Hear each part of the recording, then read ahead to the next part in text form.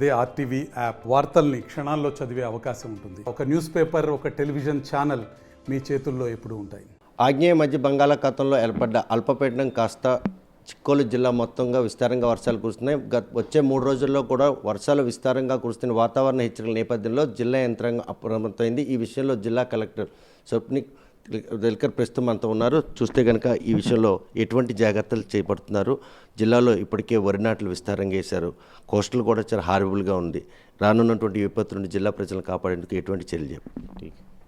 నమస్కారం.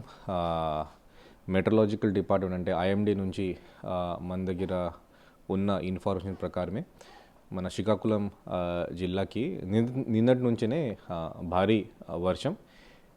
ఇది కాకుండా మన బే ఆఫ్ బెంగాల్లో ఒక డిప్రెషన్ కూడా తయారైంది. అదే ఒక సైక్లోన్ కాదు. సో ఆ డిప్రెషన్ కూడా ఈరోజు రాత్రికి మన కళింగపట్నం బీచ్, విశాఖపట్నం ఆ మధ్యలో ఎక్కడైనా క్రాస్ అవుతుంది. అదే మనకి చెప్పారు. సో దీంట్లో మన శ్రీకాకుళం జిల్లా చూస్తే మనకి భారీ వర్షం వల్ల నాగావల్లి నది అలాగే వంశధార నదిలో ఎక్కువ వాటర్ రావడానికి అవకాశం ఉంది. బట్ అయినా సరే ఇప్పటికి కూడా మనకి నాగవల్లిలో మన నారాయణపూర్ ఆనికట్ దగ్గర ఒక 2400 క్యూసెక్స్ వాటర్ మనం కిందకి అంటే మన సముద్ర వైపు మనం పంపిస్తున్నాము. అలాగే వంశధారలో గొట్ట బ్యారేజ్ దగ్గర ఒక 3400 క్యూసెక్స్ మనం సముద్ర వైపు మనం పంపిస్తున్నాం.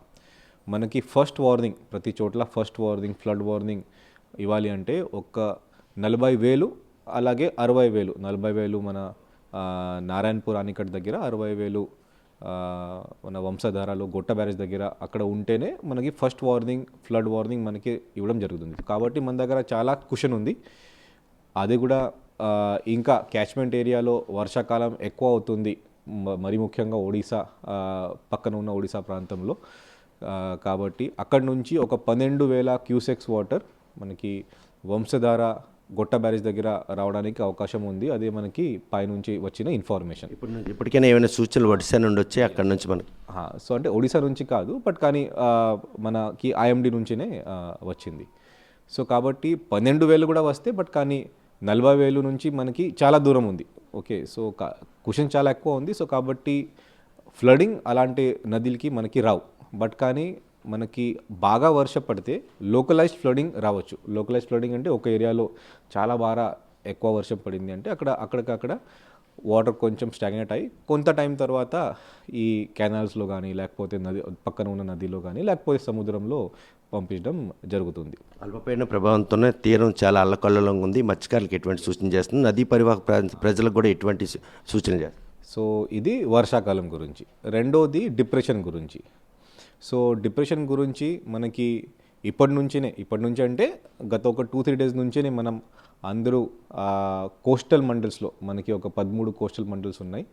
సో దీంట్లో మన దగ్గర ఒక 4,000 బోట్స్ తో ఫిషర్ మ్యాన్ ఇక్కడ ఉన్నారు.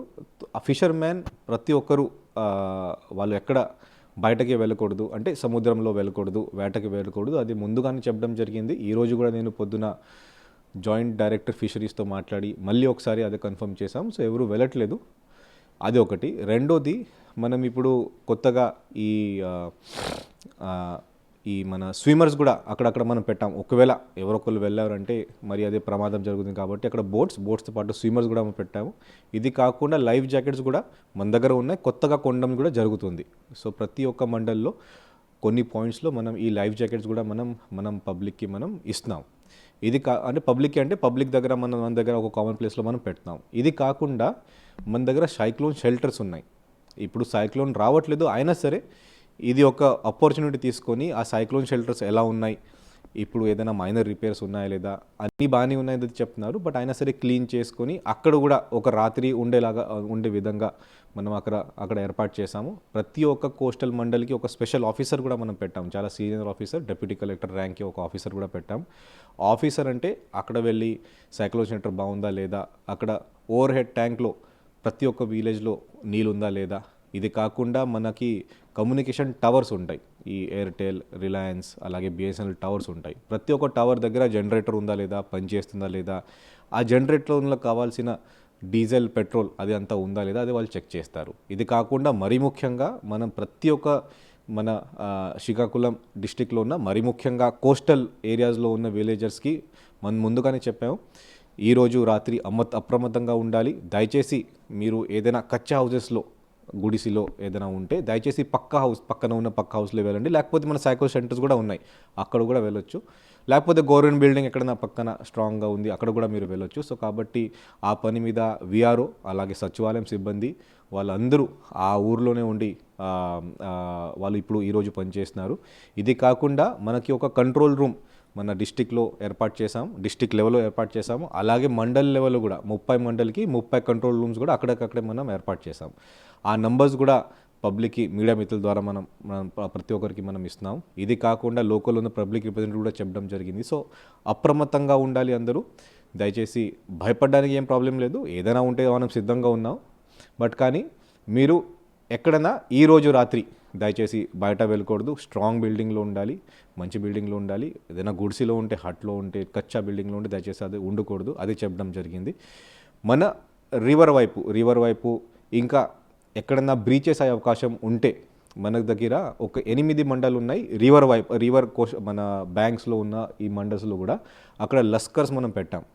నాగాలేవి ఉండొచ్చు, మన లేకపోతే వంశధార ఉండొచ్చు, ఇరిగేషన్ డిపార్ట్మెంట్ నుంచి మనం లస్కర్స్ పెట్టాం. లస్కర్స్ కూడా ఈరోజు తిరుగుతున్నారు.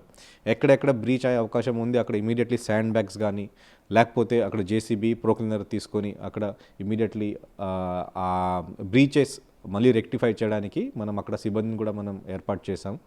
ఇది కాకుండా ఎంటైర్ జిల్లాలో ఎక్కడైనా హెల్త్ ఎమర్జెన్సీ వస్తుంది కాబట్టి రావచ్చు కాబట్టి డాక్టర్స్ కూడా ప్రతి ఒక్క పిఎస్సి దగ్గర ఉండాలి. అక్కడ కావాల్సిన మందు, అక్కడ మెయిన్గా ఈ భారీ ఎక్కువ వర్షం పడుతుంది అంటే అక్కడ జ్వరాలు రావచ్చు, ఓకే, ఇలాంటి డీజ్ రావచ్చు. కాబట్టి ఉన్న మందు కూడా అక్కడ ఉంటుంది, అక్కడ ఉండేమని చెప్పాను. గత ఒక 3-4 డేస్ నుంచి ఎక్స్పెక్టింగ్ మదర్స్ ఒక నెక్స్ట్ ఫ్యూ డేస్లో వాళ్ళు గర్భస్త్రీలు అందరూ వాళ్ళకి సేఫ్ ఇన్స్టిట్యూషన్లో ఆల్రెడీ మనం పంపించేసాం. సో సేఫ్ హాస్పిటల్లో మనం పంపించేసాము. సో కాబట్టి హెల్త్ డిపార్ట్మెంట్ నుంచి కూడా ఆ అప్రమత్తంగా మనం ముందుగానే పబ్లిక్కి మనం తెలియపరిచాము, యాక్షన్ కూడా మనం తీసుకున్నాం. ఇది కాకుండా ఆర్డబ్ల్యూఎస్ డిపార్ట్మెంట్లో వాటర్ పంపిణీ అవ్వచ్చు, లేకపోతే మన డిపిఓ అంటే డిస్ట్రిక్ట్ పంచాయత్ ఆఫీసర్ ద్వారా మన పంచాయత్ సెక్రటరీస్ ద్వారా క్లీనింగ్ కానీ తర్వాత ఆ ఊర్లో ఉన్న కావాల్సిన అన్ని సదుపాయాలు బేసిక్ సర్వీసెస్ అది డిస్టర్బెన్స్ లేకుండా మెయింటైన్ చేయమని ఇన్స్ట్రక్షన్స్ ఇవ్వడం జరిగింది. దీంట్లో మన రెవెన్యూ డిపార్ట్మెంట్తో పాటు అందరూ మన డిజాస్టర్లో ఉన్న అన్ని డిపార్ట్మెంట్స్, మన ఫైర్ అండ్ డిజాస్టర్ రెస్పాన్స్, ఇది కాకుండా మన దగ్గర ఏపీఎస్పీ నుంచి ఎక్స్ట్రా పోలీస్ ఫోర్స్ అంటే ఏదైనా ఈరోజు రాత్రి ఏదైనా ప్రాబ్లం వచ్చింది అంటే శ్రీకాకుళంలో ఉండడానికి ఒక రిక్వెస్ట్ కూడా వాళ్ళకి పెట్టాం. సో కాబట్టి ఇక్కడ ఎక్స్ట్రా పోలీస్ ఫోర్స్ కానీ ఎక్స్ట్రా సిబ్బంది కానీ, ఇది కాకుండా ఇంకొకటి ఇంపార్టెంట్, మన ఆర్ఎన్బి డిపార్ట్మెంట్ నుంచి మనకి కావాల్సిన ఈ పవర్ కట్టర్స్, ఎక్కడైనా ఈ ట్రీ పడిపోయింది లేకపోతే రోడ్ కొంచెం బ్లాక్ అయిపోయింది, అక్కడ జేసీబీస్ క్రేన్స్ ఆ ఊర్లోనే పెట్టమని చెప్పాను. ఇది కాకుండా మన దగ్గర ఒక లిస్ట్ ఉంది, ఏ యజమాన్ దగ్గర ఏ క్రేన్ ఉంది, ఏ ప్రొక్లీనర్ ఉంది, అదే మనం మండల్ వారీగా ప్రతి ఒక్క ఎంఆర్ఓ దగ్గర ఇన్ఫర్మేషన్ కూడా మనం పెట్టాం. సో కాబట్టి వాళ్ళ దగ్గర కూడా ఏదైనా జరిగితే ఇమీడియట్లీ కాల్ చేసుకొని వాళ్ళు ఆ జేసీబీ ప్రొక్లీనర్ పవర్ సాస్ అన్నీ వాళ్ళు తీసుకోవచ్చు. ఇది కాకుండా ఈరోజు చాలా భారీ గాలి రావచ్చు కాబట్టి ప్రతి ఒక్క బిగ్ హోర్డింగ్ పెద్ద హోర్డింగ్ అది కూడా తీమని చెప్పడం జరిగింది. సో మరి ముఖ్యంగా మన శ్రీకాకుళం టౌన్లో చాలా హోర్డింగ్స్ ఉన్నాయి, నేషనల్ హైవేలో కూడా చాలా హోర్డింగ్స్ ఉన్నాయి. అన్ని హోర్డింగ్స్ తీసేసి మళ్ళీ ఇది డిప్రెషన్ వెళ్ళిపోయిన తర్వాత మళ్ళీ వాళ్ళు పెట్టవచ్చు, అది కూడా ఇన్స్ట్రక్షన్స్ ఇవ్వడం జరిగింది. తీసుకుంటున్నటువంటి ఈ మెలకువలు చూస్తుంటే ఏదో పెద్ద పెనుముప్పై జిల్లాకు పొంచి ఉన్నటువంటి పరిణామాలు కనిపిస్తున్నాయి. అలా ఏం లేదు. సో మనం అందరూ అప్రమత్తంగా ఉండాలి. ఇంకొకటి అంటే మనకి ఇది ఒక డ్రెస్ రిహర్సల్ లాగా కూడా, ఏదైనా రేపు ఇంకా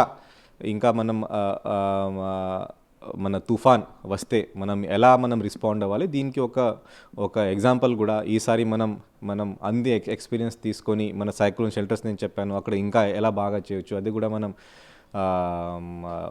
ఎక్స్పీరియన్స్తో లెర్నింగ్స్తో మనం ఇంకా ముందుగా వెళ్ళొచ్చు. కాబట్టి ఇది ఒక డ్రెస్ రిహర్సల్ కూడా మనం అలా కూడా మనం తీసుకోవచ్చు. బట్ కానీ మనం అన్ని విధాలుగా మనం అప్రమత్తంగా ఉండాలి. ఈరోజు రాత్రి అందరూ ఆ ఫీల్డ్లోనే ఉంటారు, అంటే ఆ స్టేషన్లోనే ఉంటారు. సెలవు ఎవరికి ఈరోజు మనం ఇవ్వట్లేదు. కంట్రోల్ రూమ్ బాగా పనిచేస్తాయి. పబ్లిక్ నుంచి ఒకటి రిక్వెస్ట్ అంటే అందరూ బాగా ఉండాలి, దయచేసి బయట వెళ్ళకూడదు. మరీ ముఖ్యంగా మత్స్యకారులు దయచేసి బయట ఉండకూడదు.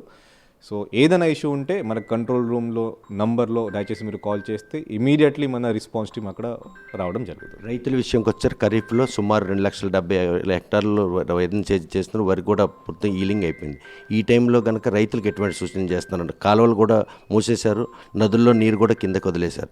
ఎగువన క్యాచ్మెంట్ ఏరియా కనుక విస్తారంగా వర్షాలు కురిస్తే నదికి వచ్చిన వరదల కారణంతో ఆ రైతులను ఎలా కాపాడలేదు?